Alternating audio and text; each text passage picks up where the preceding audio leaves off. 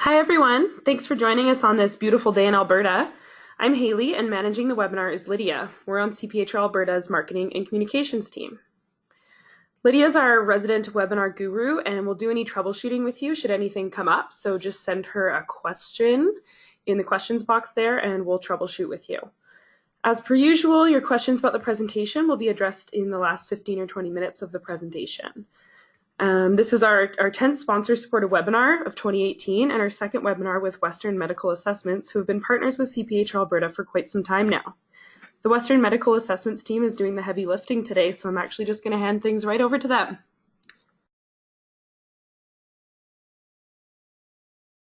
Good afternoon. My name is Ken Burr with Western Medical Assessments, and I'm going to be introducing Dr. Hodkinson in just a minute. I'll let everybody get settled. We want to thank you very much for taking the time to participate in today's webinar. I can assure you that Dr. Hodkinson has a very informative and entertaining session prepared for you today.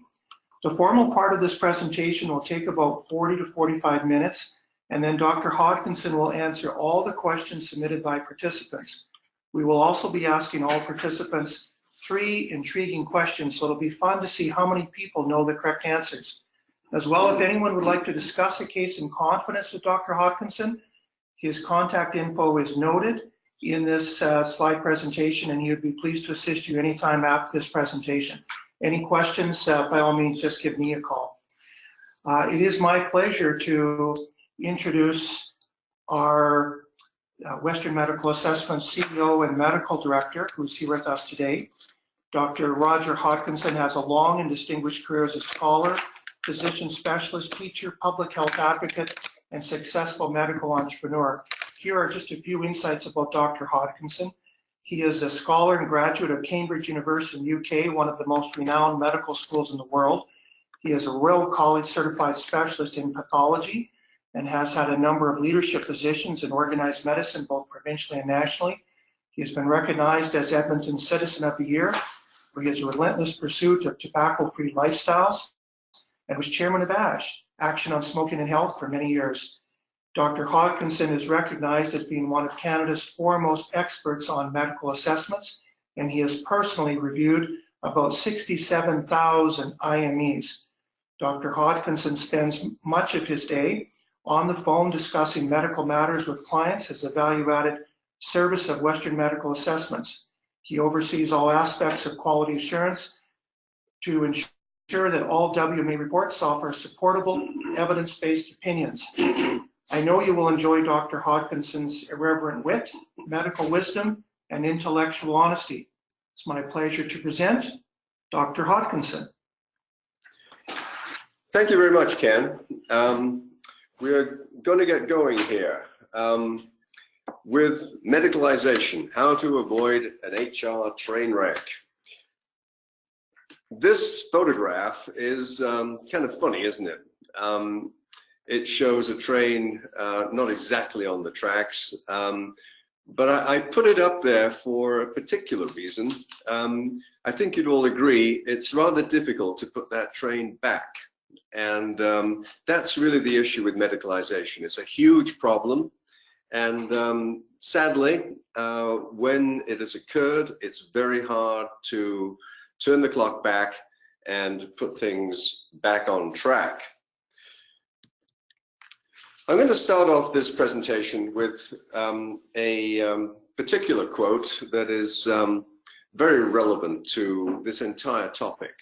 Dr. Hadler is an American rheumatologist of some repute, and he has said, as you can see on the screen there, if you have to prove you're ill, you can't get well. That sadly is where we're at with many patients, claimants, employees with medicalization. They're trying to prove they're ill, and of course if that happens, it's very hard for them to get better. So what is it, medicalization? Let's go through a few core characteristics. Essentially, it's all about the continuation of excessive medical treatment, especially non-evidence-based treatment, and we'll come to that later on. There's no clearly defined diagnosis. It's always elusive. the claimants, employees, patients gradually believe that they're chronically ill or even disabled. And it may encompass both physical as well as psychological issues, not just pain, but there can be other, many and various complaints. And it's increasingly common. So with that said, why should you care? Well, it's just a massive problem. Here are the stats. It's glaring. Workplace absences in Canada cost businesses 17 billion, that's capital B, per year in lost productivity. If you translate that into provincial numbers, 1.7 billion for Alberta, you're talking big numbers here, and that's borne by businesses directly. And then there's the cost of overtreatment, which itself is billions of dollars a year for employers in Canada. And the overtreated employees, as a result of all this, are more likely to seek long-term disability. In this entire process, there are many facilitators of the outcome, the rather disastrous outcome. The GP is perhaps the biggest problem, constantly giving notes for continual disability and treatment, and we got a rather interesting cartoon later on that displays that. Chiropractors, physiotherapists are probably the worst actors for prolonging unnecessary treatment. There may be family expectations of a sickness role depending upon the ethnic background. Of course, the internet is a powerful supporter of illness mode. People reading a lot of stuff that they don't really understand and imagine they've got. Lawyers are part of this process. They don't help things when they ask people to take a pain diary to reinforce their complaints and imagery on a daily basis. And the final facilitator in all of this, and we'll broach this topic later, and that is the dissatisfaction with the opinions they're receiving and then the searching of external opinions. I call it the Mayo Clinic syndrome. If you have to go to the Mayo Clinic, almost by definition, there's nothing wrong with you, because Canadian medicine is not that stupid.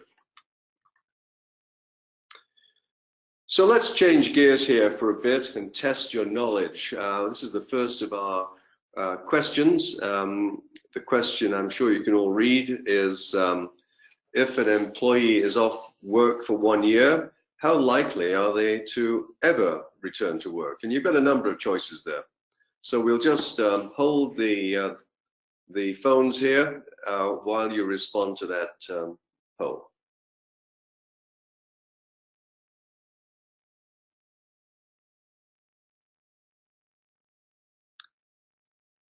As people are responding, we have hundreds of people across Alberta. This is one of 3 quick poll questions. It'll be interesting to see people's response to this question, and I think the answer will be coming up very, very soon. And here are the answers, Dr. Hodkinson. 35% say 13%, 10% said, I'm reading them backwards here, 13% said 35%, 48% said 10%, 31% said 3%, 7% said 0%. What is the correct answer? Well, the answer is 3%. It's not 0, but it is a horrible number, is it not? That so few people will ever return to work if they're disabled and not working for 1 year. Let's move on, if we may. We'll just change the screen here.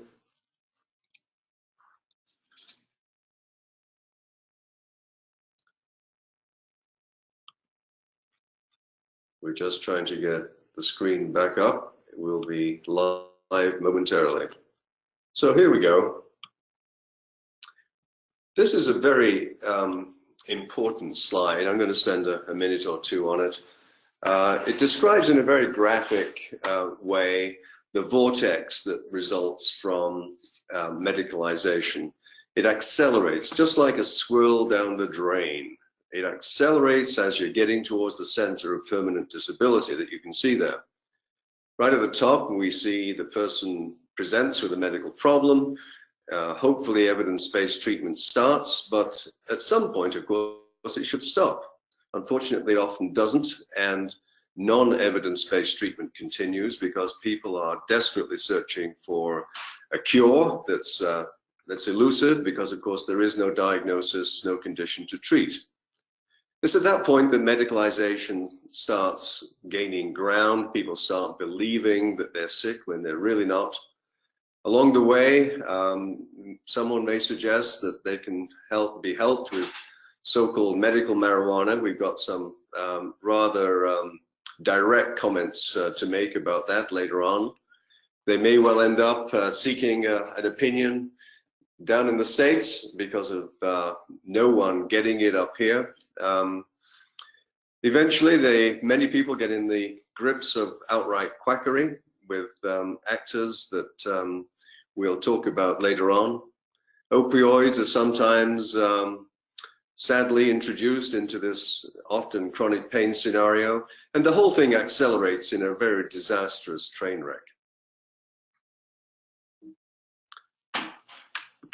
We'll move on to the next slide here, and let's talk about somatoform disorders, because most medicalization results in what we call a somatoform disorder. It's a rather fancy, vague term, isn't it? But it's very straightforward in terms of describing what this collection of disorders are all about. First off, they often manifest themselves as chronic pain or vague neurologic complaints, numbness, weakness. There are no objective findings on examination, and we'll define objective later on. The cause of the problem can't be identified despite extensive investigation, quite often over-investigation, including MRIs and expensive tests of that type. These conditions are often strongly associated with a diverse mixture of psychosocial issues, and it's increasingly common as a condition. You've heard of fibromyalgia and other related disorders. Again, more on that later. Generally speaking, it all conforms to what we generally call the biopsychosocial model. There's really nothing wrong with them from a pathological perspective, but they firmly believe it, and it's often supported by many beliefs that don't help matters. This slide tries to capsulize the continua of conditions that we have to consider when someone has a somatoform disorder.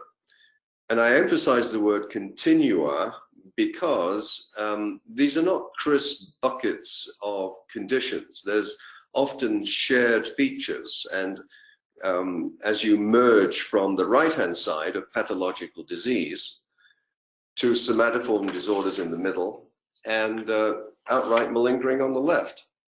I could summarize the distinction between these three states very simply by saying that pathological disease is real.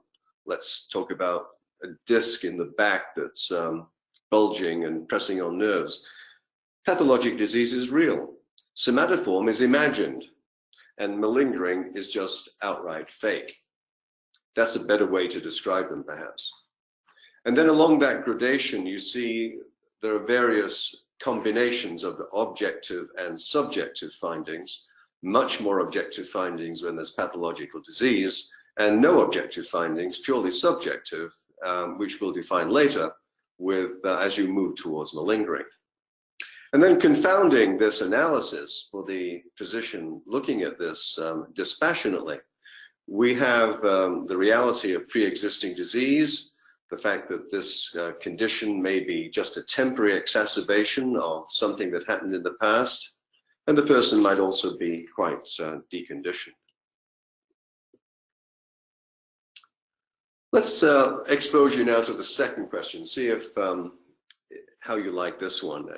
The question is, which of these complaints or findings in the list below could be considered objective?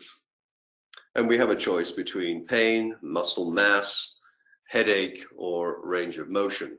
And we'll pause again for you to respond to that question before we move on to the answer.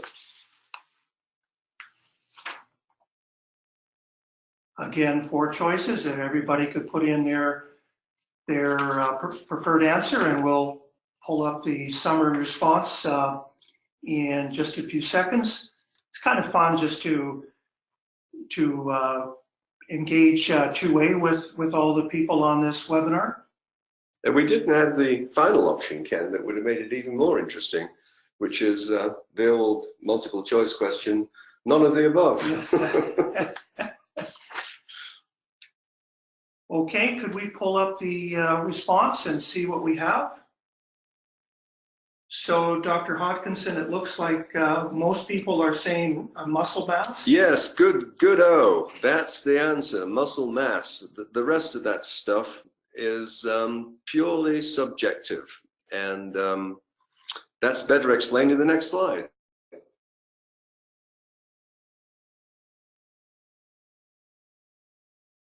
We'll just move on to that slide. We just have to go back. And here we go.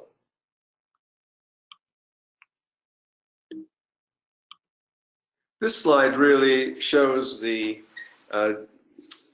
difference, the huge difference between objective and subjective findings. It's very important that those words be understood. Objective findings in clinical medicine, certainly in the context of disability, are very few. Reflexes, sensory changes, even that can be difficult to assess accurately. Certainly calluses on the hands are an objective finding, and someone who has a job that's quite manual and has calluses on their hands, if they still have them after 6 weeks and they claim that they're not working, that doesn't make sense. Calluses disappear in 6 weeks. And likewise, an obvious loss of muscle mass is you can't feign that.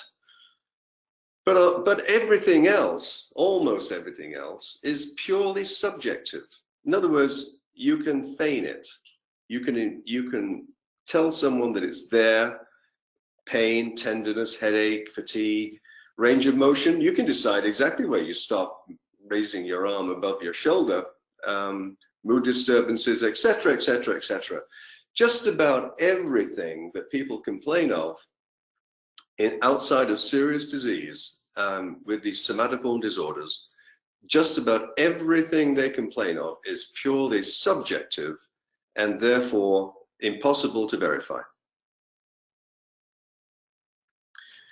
Chronic pain syndrome is one version of somatoform disorders. A somatoform disorder is otherwise defined as a subjective experience or self-attribution that a disease is present. It yields physical discomfort, emotional distress, behavioral limitations, and frequently psychosocial disruption. The big thing to notice here is that it is not a disease. It's a syndrome. It's a collection of complaints that have no pathological basis. It's unexplained in terms of ongoing injury or disease. It's disproportionate to any ongoing pathology. And fundamentally, it's a diagnosis of exclusion. That's the nub of the problem. And I'll pause there for a second just to emphasize for you how difficult it is for a physician to cost effectively and ethically exclude disease. Disease is as thick as the medical textbook.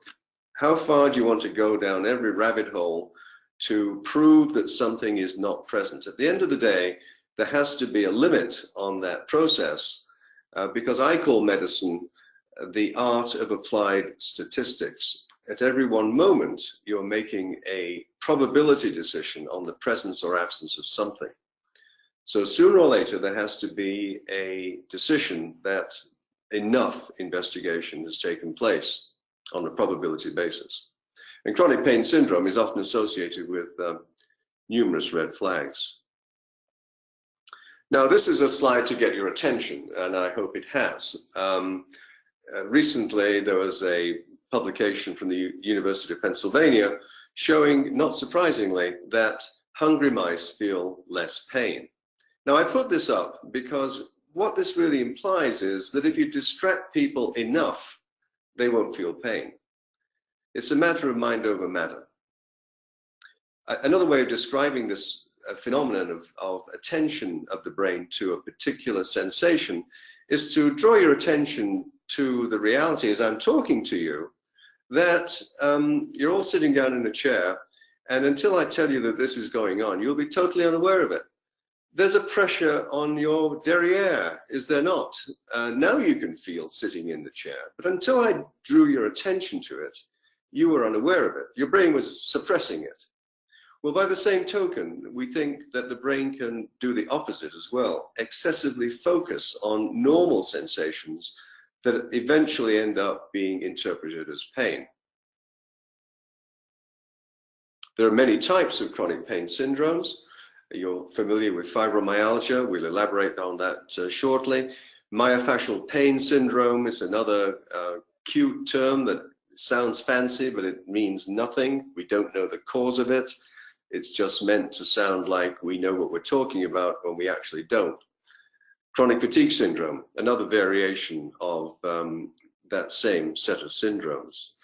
With frequently a lot of overlap between these. They're not usually crisp sets of presentations. There's often some mixture of symptoms. Fibromyalgia, as we said, is a somatoform disorder. It has no medical cause. It's not volitional. Most of these people are not faking. They're not malingering. They have widespread pain that is unexplained. They complain of unrefreshed sleep. And of course, someone comes in to your office and with chronic pain and says they have unprompted and say they have unrefreshed sleep. It's a dead ringer for them, having read all about it and knowing that that's the medical term we use for people waking up feeling fatigued. They often have morning stiffness, tender points on examination. And that's an interesting point too. These so-called tender points, which are supposedly classic for fibromyalgia. If I was to put 100 people with fibromyalgia in a room and have 10 rheumatologists outside and have the rheumatologists come in and examine everyone one by one and put a marker on their skin as to where the tender points were, there is extremely poor inter-observer consistency on where those tender points are.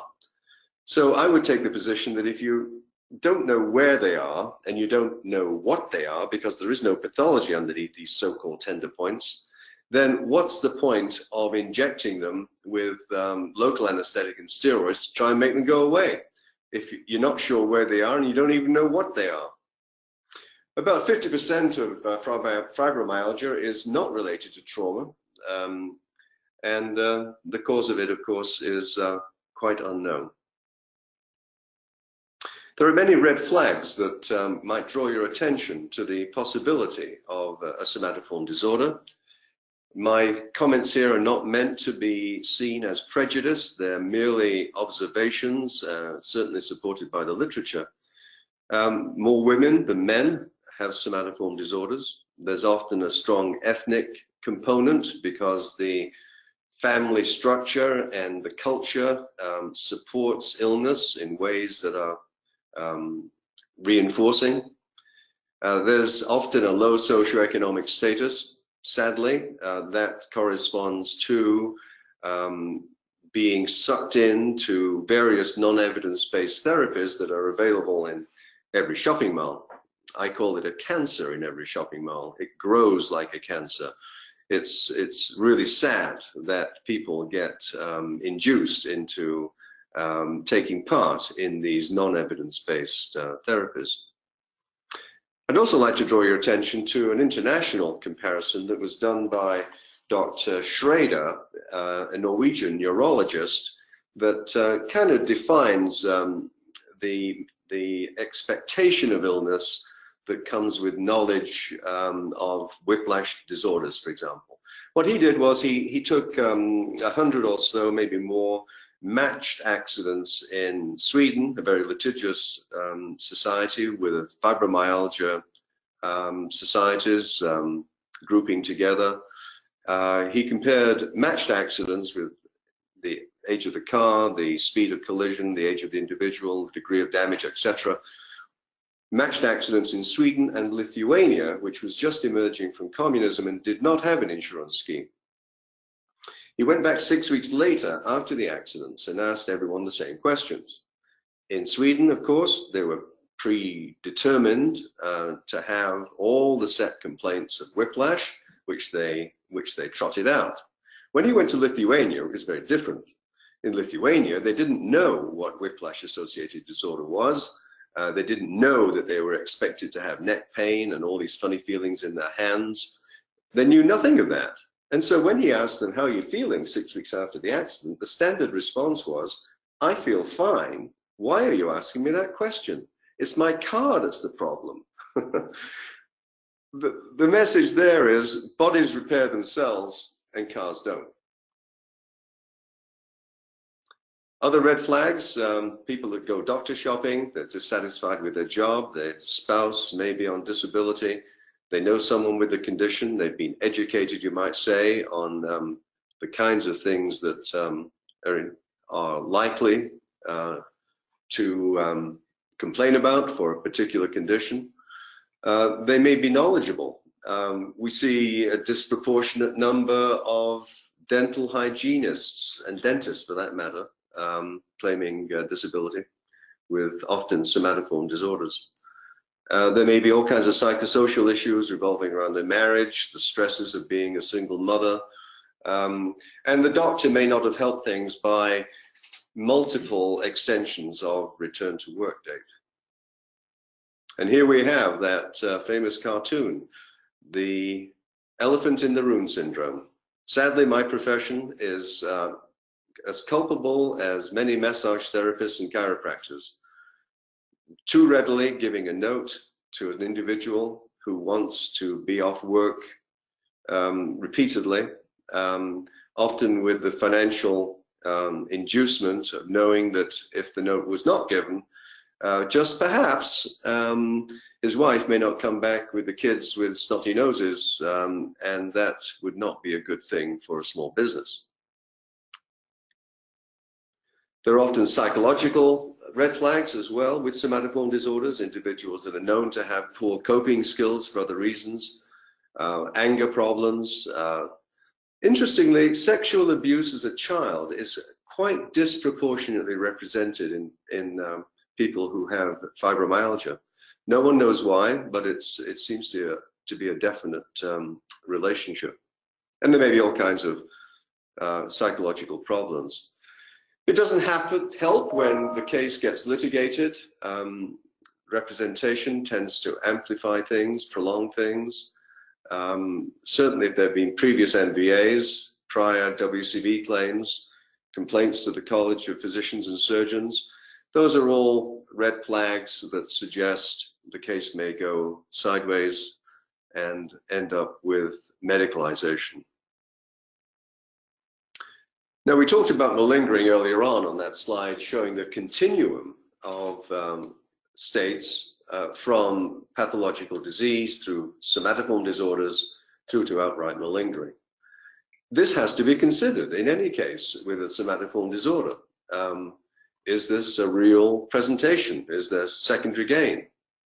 Malingering is defined as intentional feigning or exaggeration of physical and psychological symptoms, usually for personal gain, and hence the term secondary gain, one of those euphemisms that you see in IME reports that are meant to imply malingering, but don't say so in as many words. You might have heard of Waddell's signs as a indicator of malingering. I would point out to you that Dr. Waddell is very upset when his signs are thought to imply that malingering is present. Dr. Waddell's signs were meant to indicate that if you operate on this person, the outcome, a back particularly, if you operate on this back, the outcome is not likely to be successful. What else signs are often associated with is malingering, but they're certainly not diagnostic. So let's switch gears now to question number 3. Which of these common treatments is in fact evidence-based? Craniosacral therapy, prolotherapy, active physiotherapy, homeopathy, or none of the above? We'll let you get your teeth into that one.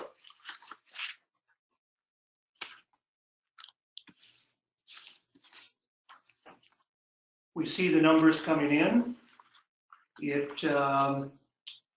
Why don't we, there's just changing a little bit. Why don't we? And here we are. I see the results there, Ken. Active physiotherapy got the, none of the above got the top response. The answer is active physiotherapy. Active physiotherapy is evidence-based, as per the Quebec Task Force, for example, for whiplash-associated disorders. But craniosacral therapy, prolotherapy, and homeopathy are most certainly not. I'm glad that homeopathy only got 1%. So now we're going to move on into the treatment side of things, and in particular, the problem with non-evidence-based treatments, which are usually the amplifying factor accelerating that vortex that we looked at first of all. And we're trying to just navigate here to the next slide, and here we go. I've categorized these non-scientific, non-evidence-based treatments by some interesting generic terms. The first set are the manipulators. We've got chiropractors, craniosacral therapy, that wonderful feeling that some people think they can determine by holding their hand around your head and picking up the waves in the ether. The whole thing's nonsense. Massage and passive physiotherapy. These are all non-scientific, non-evidence-based interventions, in my opinion. I have to be very careful when I say that with reference to chiropractic, because I certainly don't want to be sued.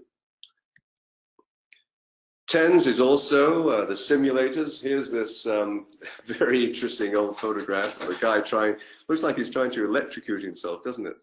But this so-called galvanic stimulation was in vogue in Victorian times as a strange method of treatment, not that dissimilar from bloodletting in many respects. But again, it's in every shopping mall, in every physiotherapist's office, but very poor support from the literature that it is indeed evidence-based.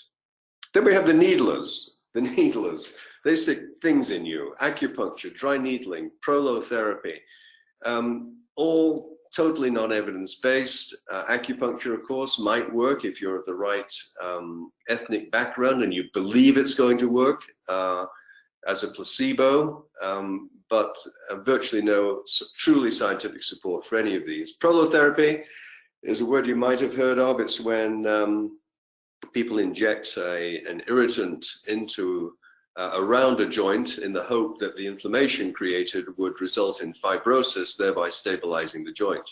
It's an absolute crock. All it does is create very disorganized fibrosis that would never stabilize any joint. It is invasive, it is painful, and it can produce complications. We've seen some nasty results at Western Medical from prolotherapy. And then we have the stringers, the guys that inject facet joints in the back, and the so-called trigger points that we talked about before that can never be agreed upon. The problem with facet joint injections is they're very infrequently successful.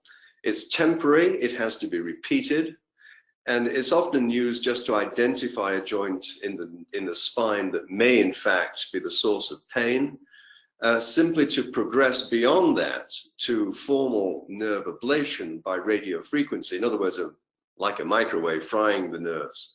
And the problem with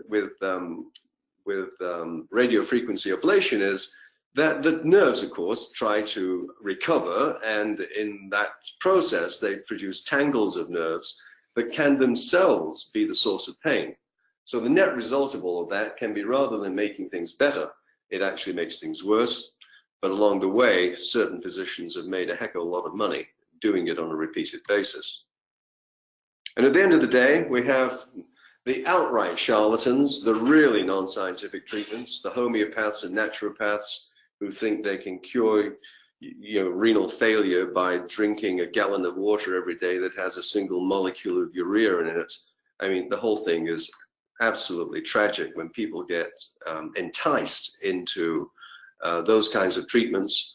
I suppose you could say with naturopaths, if it does no harm, if it's merely placebo, if there's no evidence that these herbal remedies and concoctions would do anything, you could well take the position, and I do too, frankly, that if traditional medicine has failed, and if alternative non-evidence-based treatments are inexpensive, are not harmful, they're time limited, but if there's a strong belief factor in them that they're working with what I call fervently held anecdotal marketing by the professional administering it, go ahead, hold your nose, pay the freight. It's placebo, it may work, and that's the bottom line, isn't it, if it works, so long as it does no harm. Where we get into really difficult territory is with the treatment of these chronic pain disorders, the people that are medicalized. It's all too easy to slip into the medical marijuana opioid prescription as a way of simply accommodating to an individual's demands. Mainstream medical thought at this time has very little place for marijuana use outside of nausea and vomiting associated with metastatic malignancy, outside of rare forms of pediatric epilepsy, and spasms associated with multiple sclerosis. Outside of those conditions, there is virtually no evidence-based support for medical marijuana. Now that, of course, it's been legalized or is being legalized, there'll be an awful lot more of that prescribed for these conditions of chronic pain that have no physical basis. In our profession, we, of course, dump on opioid abuse. I am pleased to say that opioid prescriptions are declining, but people do still get access to them. Some interesting papers are also coming out, dumping on the use of opioids for non-malignant conditions.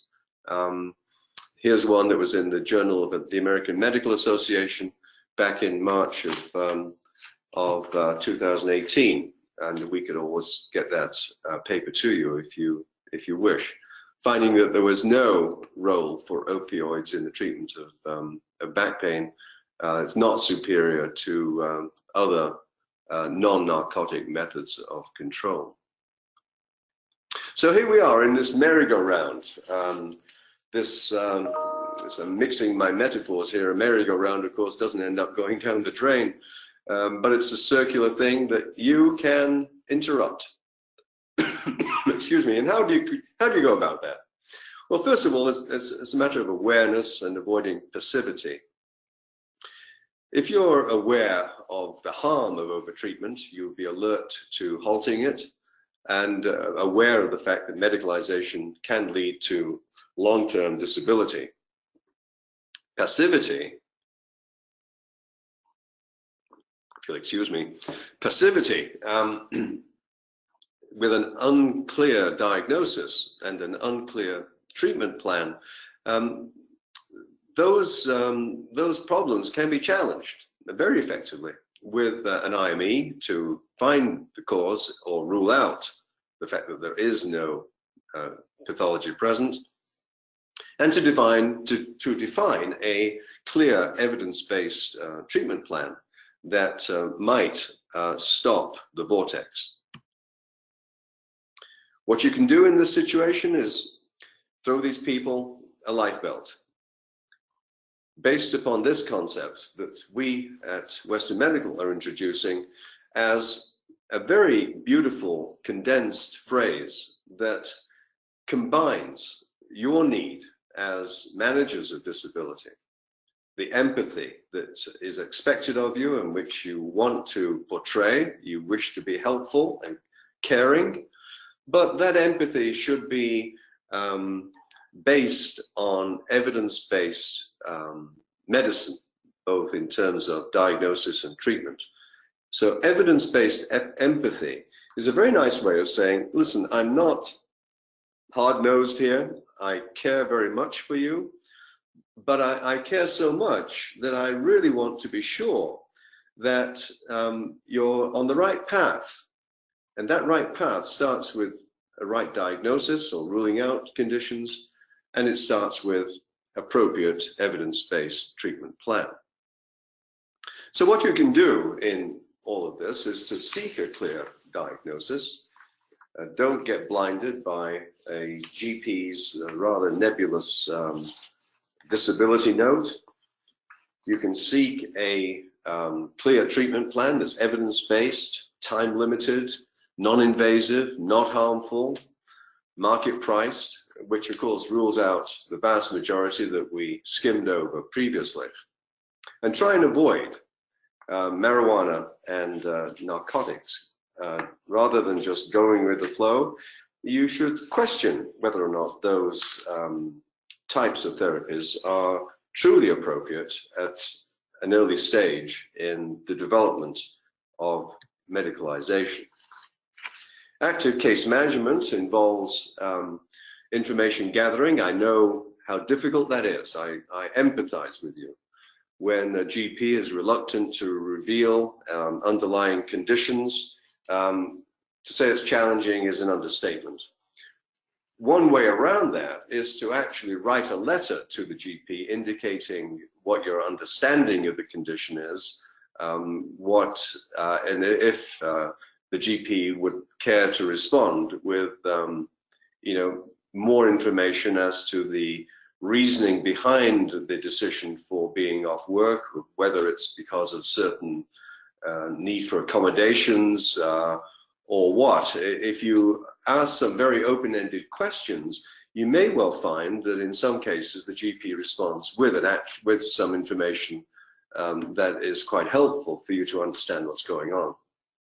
You might also consider an informal consultation with an IME company. I spend a good part of every day doing just that, whether we get cases or not, to offer what I might consider medical wisdom, but other people might not, on a pro bono basis, simply to assist with decision-making as the case is being managed.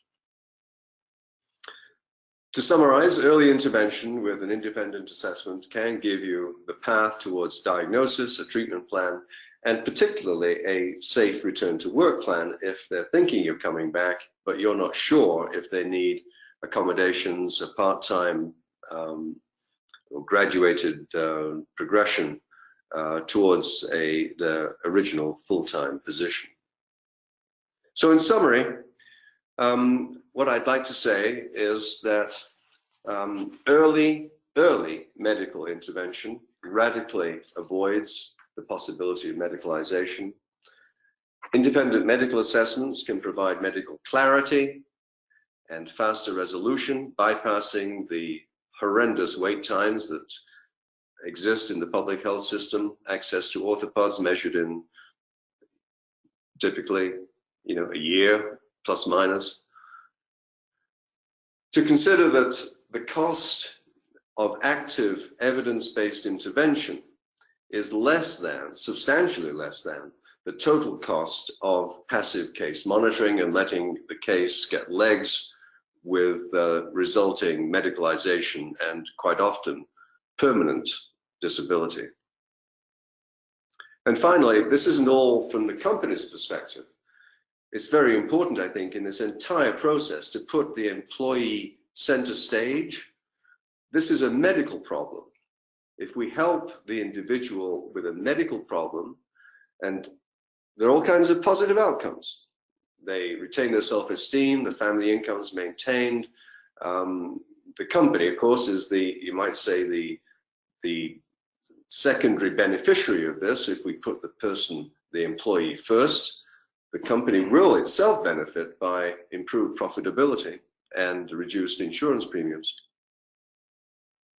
And then finally, informal consultations, like I mentioned earlier on, are often the key to navigating the medical labyrinth, getting advice at various points along the way, and we're more than happy to help you should ever those circumstances present. So that's my presentation. I did have, we have one more slide here that tells you how you might download a copy of this presentation. If you go to our website, to news and events, that will be available shortly to view as you know, bedtime reading. I'm going to leave you with this quote from a famous, very famous Canadian physician. 100 years ago, Sir William Osler wrote, and I quote, this man was so far ahead of his time. He wrote, "It is more important to know what sort of patient has a disease than what sort of disease a patient has." You might have to linger on that for a minute. What Osler was saying is that we all present differently with disease. We all have our psychosocial hang-ups. We all have skeletons in our closet. We all have our prejudices, and you know, we're all different in how we react to any one set of conditions. And he recognized that. He recognized that descriptions of illness exist in textbooks, but you never ever see them in reality. There's something missing, or there's an overlap. That's where medical judgment comes in. Dr. Osler was recognized for his outstanding contribution to medicine by being made the Regius Professor of Medicine at Oxford. He was the first physician to introduce residency teaching programs, bedside teaching. He was a powerhouse, and he was Canadian, and we should all be very proud of him. So that's my presentation. We have approximately 15 minutes now for questions. And Ken, has anyone been writing in? Yes, thank you, Dr. Hodkinson. This is an opportunity for anyone who wants to submit a question to Dr. Hodkinson. Please do so now. We have a few questions sitting here. And before we get to the questions, I just want to reiterate that we got a few people asking if you do want to discuss a case in confidence with Dr. Hodkinson. His contact info is rhodkinson, Hodkinson, at westernmedical.ca, or just give us a call, 1-800-290-2189, and I can assure you that Dr. Hodkinson is available pretty much all day, every day, and these are no charge consultations, just for him to share his medical wisdom. He does it all day long. Let's get to a few questions here.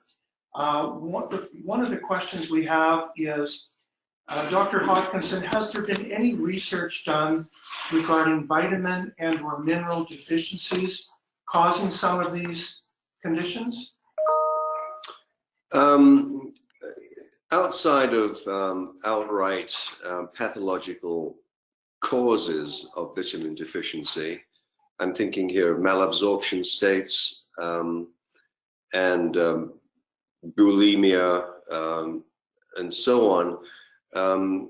Outside of that, I would say that there is very little evidence, if any, to support the idea that vitamin supplementation or deficiency has any part to play in any of these somatoform disorders.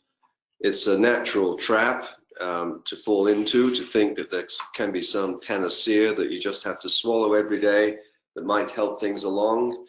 If someone has a belief structure that it's going to work and it doesn't do any harm, it's typically multivitamins, cost pennies, I wouldn't stop them from doing it, or make them feel that that had no evidence. You know, a lot of these things can act on a placebo basis. But in terms of the actual root of your question, I think the answer would be no. Thank you. Another question. What are your thoughts, Dr. Hodkinson, on scent sensitivity cases? So-called multiple chemical sensitivity syndrome does not exist as a pathological entity. It's almost invariably deeply rooted in psychological disturbance and or feigned. We've certainly seen, you might say, epidemics of this in a particular workplace where, various individuals, one after the other come down with this. I'm always amazed at how accommodating businesses can be to expensive modifications and space requirements for people that claim this, when essentially for most of these people, if not all of them, it's a deeply psychologically based problem that's manifesting itself in that particular set of complaints. I would mention a case that happened recently, which it was kind of interesting because the person was being interviewed by a psychologist for a particular set of problems, and also happened, quite separately, happened to claim sensitivity to asphalt interfering with traveling anywhere.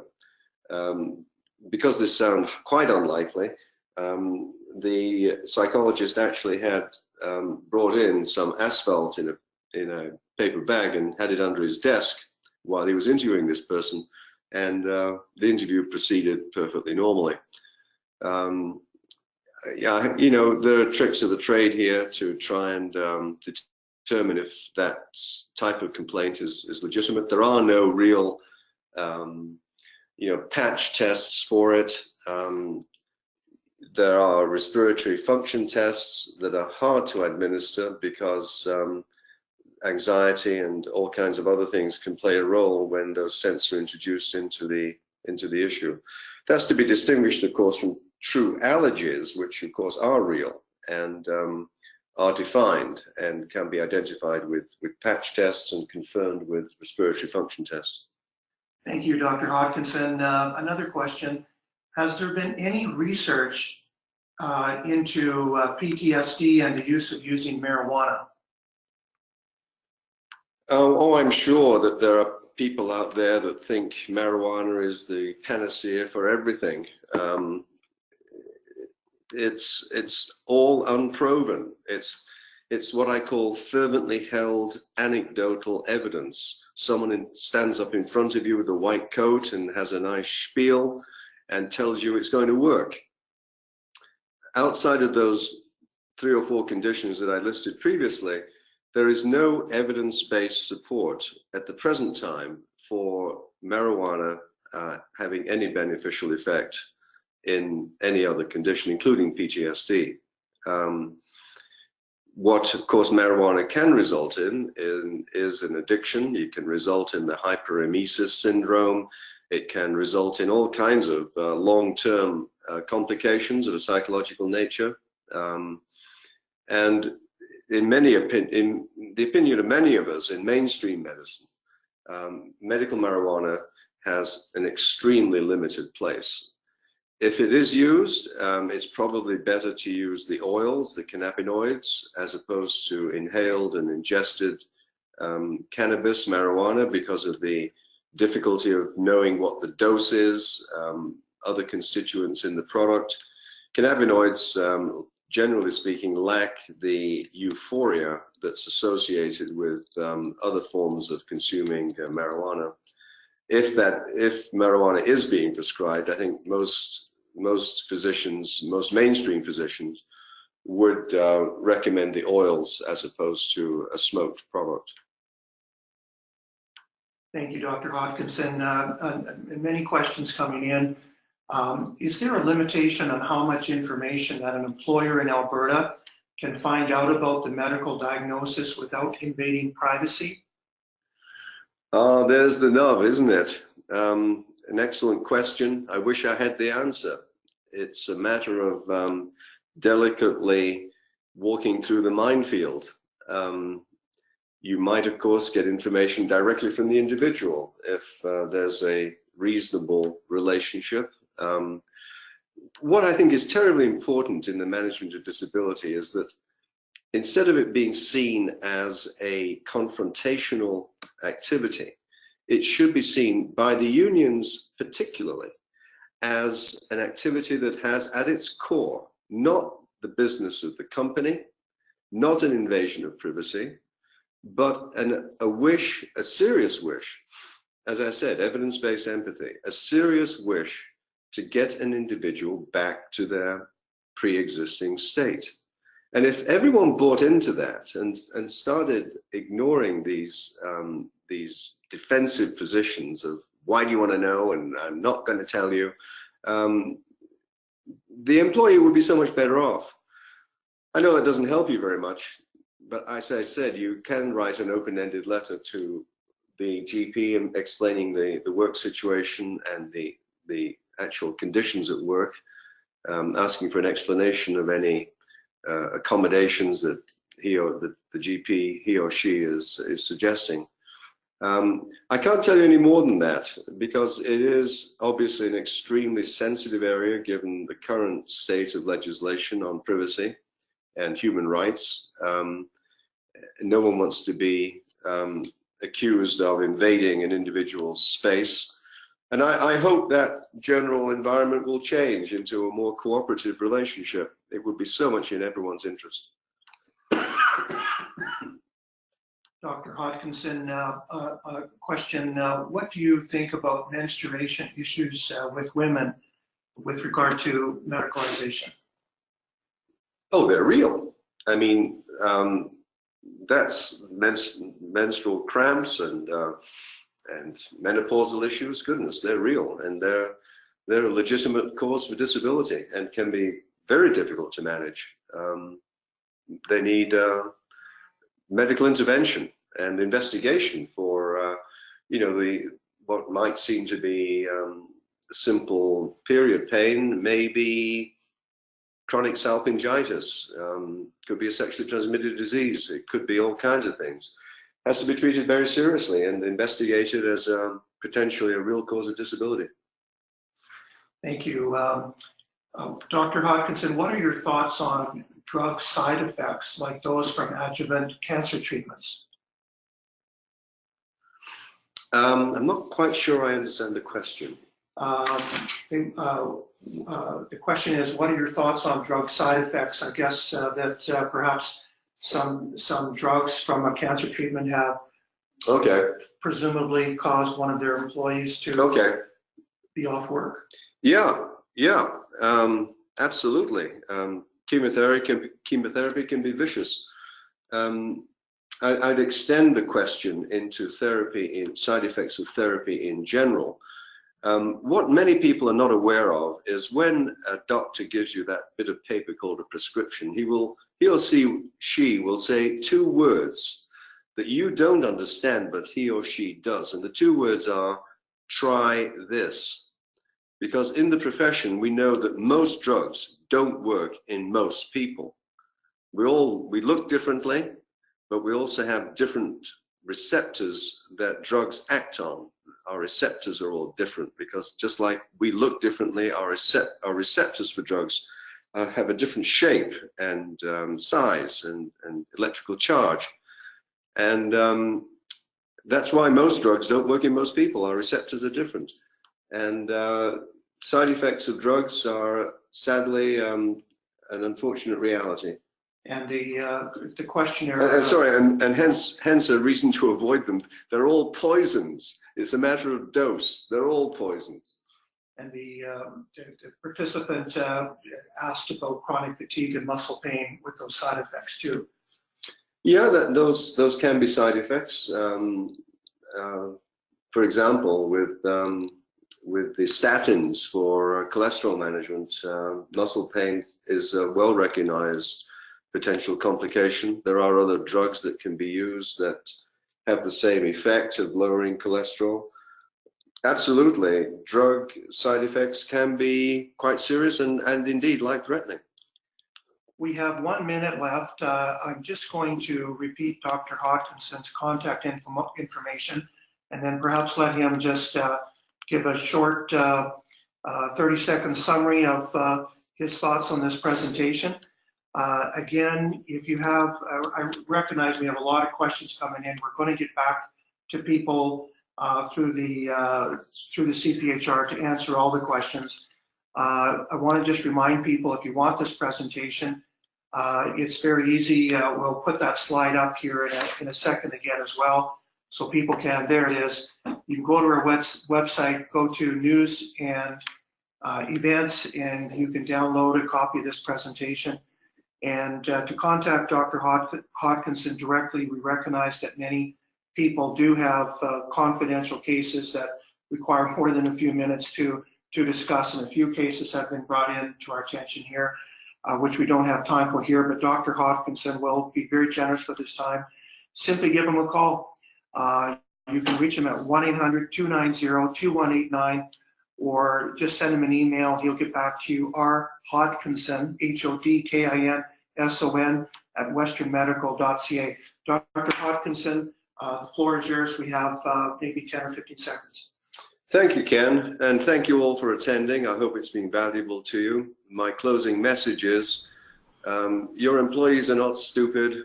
They get sucked into a vortex that's not of their own making.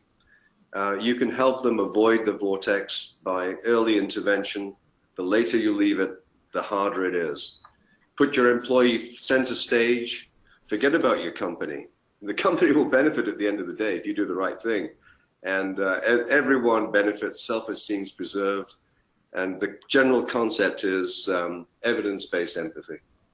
Thank you very much. That's the conclusion of this webinar. Thank you very, very much for taking time to join us, and we hope that this was valuable use of your time.